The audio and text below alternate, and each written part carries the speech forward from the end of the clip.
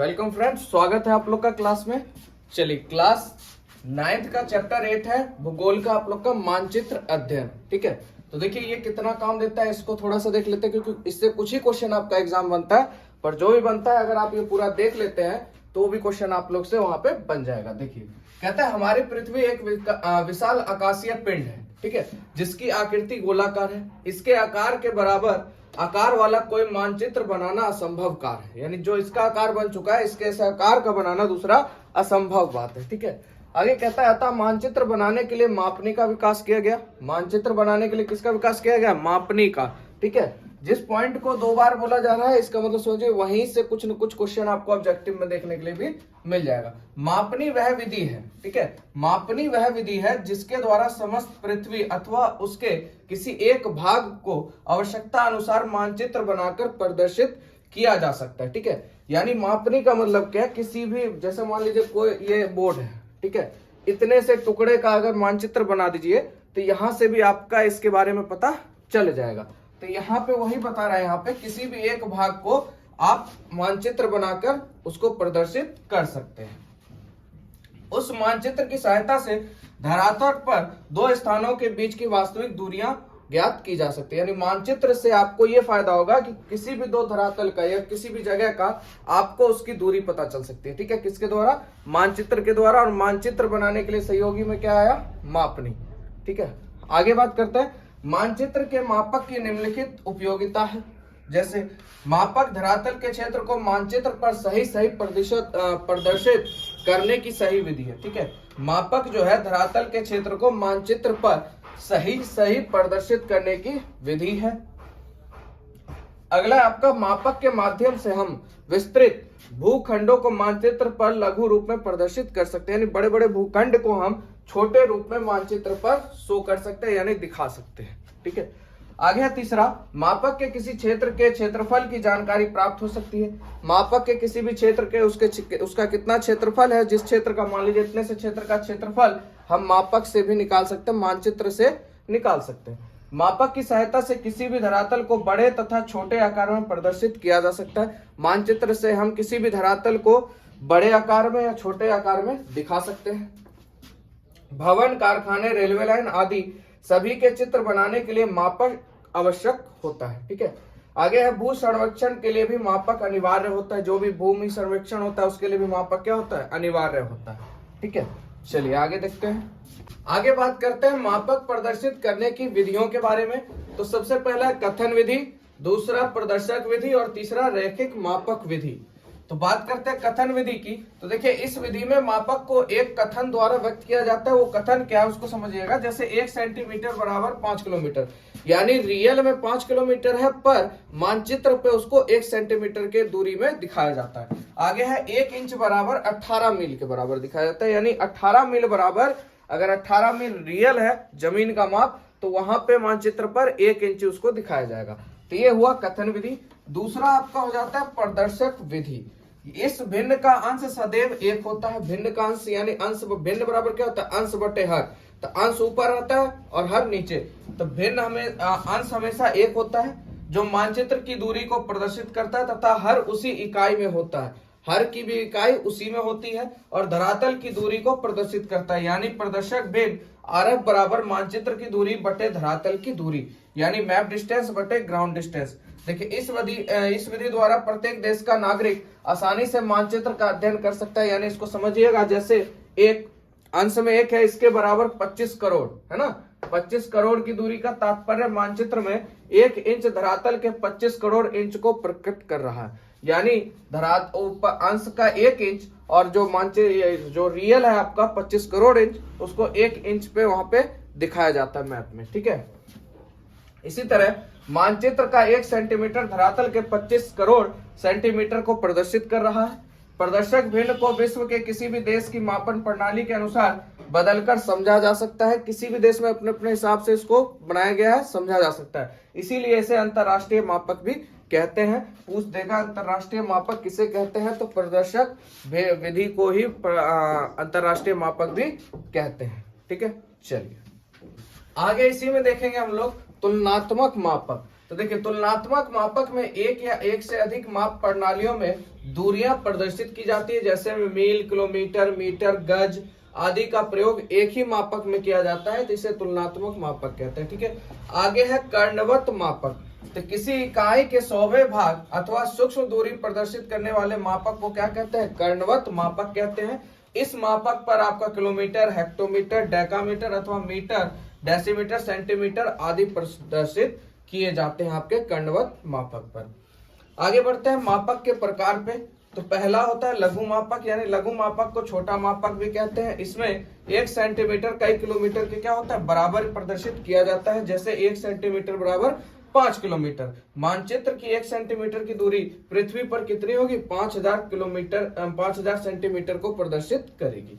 आगे बात करते हैं दीर्घ मापक की। तो दीर्घ मापक को बड़ा मापक भी कहते हैं। इसमें 1 किलोमीटर को कई सेंटीमीटर में प्रदर्शित किया जाता है, जैसे 5 सेंटीमीटर बराबर 1 किलोमीटर अथवा 1/20,000।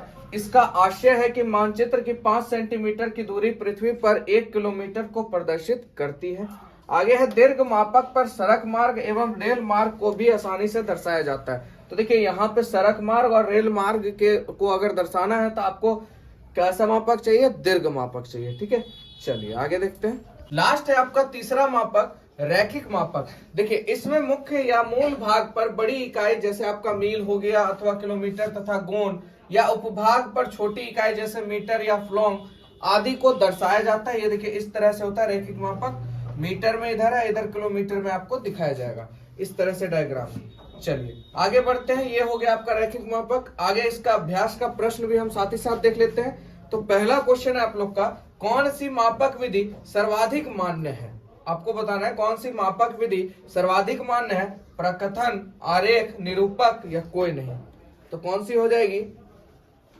तो देखिए कौन सी मापक विधि सर्वाधिक मान्य है, तो आपका निरूपक भिन्न जो है सर्वाधिक मान्य है। ठीक है, निरूपक भिन्न जो है सर्वाधिक मान्य है।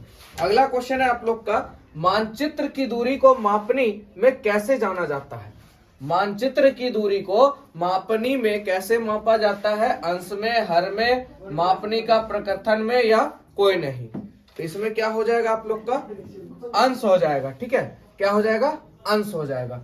चलिए तीसरा है, मापनी में हर व्यक्त करता है। ठीक है, यहाँ अंश की बात हुई थी, यहाँ पे अंश आ गया। अब यहाँ पे देखिए इसी का क्वेश्चन है, मापनी में हर व्यक्त करता है धरातल की दूरी, मानचित्र पर दूरी या दोनों दूरियां या उनमें से कोई नहीं। तो आपने पढ़ा था, बताया गया था क्या कहते हैं, मानचित्र की दूरी को अंश मानते हैं और धरातल की दूरी को हर मानते हैं। तो यहाँ पर आपका क्या हो जाएगा आंसर? धरातल की दूरी। आगे है, निम्नलिखित में से कौन सा मापक निरूपक भिन्न का है? मीटर, इंच, सेंटीमीटर या इनमें से कोई नहीं।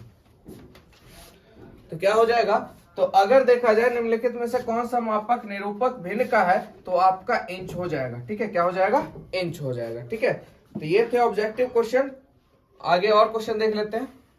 अगला क्वेश्चन है, निम्न में से किस मापनी के द्वारा किलोमीटर और मील दोनों की दूरियों को दर्शाया जा सकता है? रेखीय मापनी, आरेखीय मापनी, प्रतिनिधि भिन्न या तुलनात्मक भिन्न। तो इसका सही आंसर हो जाएगा आप लोग का तुलनात्मक मापनी के द्वारा। ठीक है, आगे बात करते हैं लघु उत्तरीय प्रश्न की।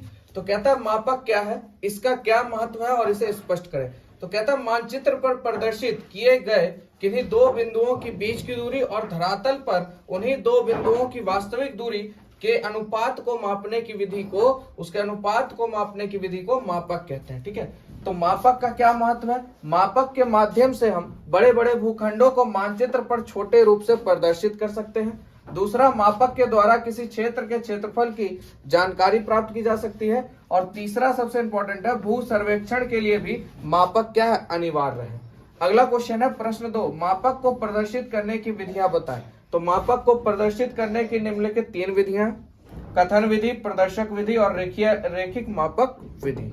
ठीक है, चलिए तीसरा क्वेश्चन है, प्रतिनिधि अथवा प्रदर्शक भिन्न क्या है? तो देखिए प्रदर्शक भिन्न बराबर यानी आरएफ बराबर क्या होता है? मानचित्र की दूरी बटा धरातल की दूरी। आगे है, मापक कितने प्रकार का होता है? तो मापक 2 प्रकार का होता है, लघु मापक और दूसरा दीर्घ मापक। कहता है मापक की 2 विभिन्न प्रणालियां कौन कौन सी है? तो मापक की दो विभिन्न प्रणाली है, कथन विधि और एक प्रदर्शक विधि। अगला है प्रदर्शक भिन्न विधि को सर्वमान्य विधि क्यों कहा जाता है? तो प्रदर्शक भिन्न को विश्व के किसी भी देश की मापन प्रणाली के अनुसार बदला जा सकता है, इसलिए इसे सर्वमान्य विधि भी कहा जाता है। अगला आलेखी विधि के मुख्य उपयोग क्या है? ठीक है, तो दो बिंदुओं के बीच की दूरी और धरातल पर उन्हीं दो बिंदुओं के बीच की वास्तविक दूरी को ज्ञात करना ही आलेखी विधि कहते हैं। अगला है तुलनात्मक मापक क्या है? तो तुलनात्मक मापक में एक या एक से अधिक मापक प्रणालियों में दूरियां प्रदर्शित की जाती है, जैसे मील, किलोमीटर, जितने भी आपके हो जाते हैं उस सभी को क्या कहते हैं? तुलनात्मक मापक कहते हैं। ठीक है, चलिए बात करते हैं दीर्घ उत्तरीय प्रश्न की।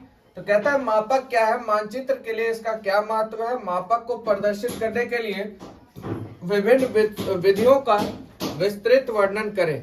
ठीक है, इसका आंसर हो जाएगा मापक वह विधि है जिसके द्वारा मानचित्र पर प्रदर्शित किए गए किन्हीं दो बिंदुओं के बीच की दूरी और धरातल पर भी उन्हीं दो बिंदुओं के बीच की वास्तविक दूरी के अनुपात को मापक कहा जाता है। और मानचित्र के लिए मापक बहुत उपयोगी है। मानचित्र में इसका निम्नलिखित महत्व है। सबसे पहले मापक के माध्यम से बड़े बड़े भूखंडों को मानचित्र पर छोटे रूप में प्रदर्शित किया जा सकता है। दूसरा, मापक के द्वारा किसी क्षेत्र के क्षेत्रफल की जानकारी प्राप्त हो सकती है। तीसरा, भू सर्वेक्षण के लिए भी मापक अनिवार्य है।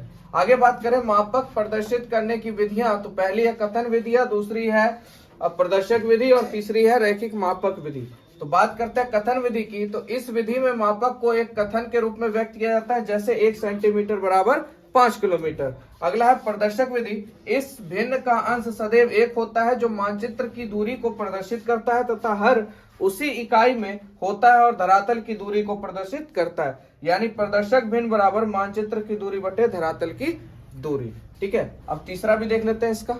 तीसरा कहता है रैखिक मापक। कहता है इसमें मुख्य या मूल भाग पर बड़ी इकाई जैसे मील अथवा किलोमीटर तथा गोण या उपविभाग पर छोटी इकाई जैसे फ्लॉन्ग या मीटर दर्शाया जाता है। ये इस तरह से आप कहोगे रैखिक मापक।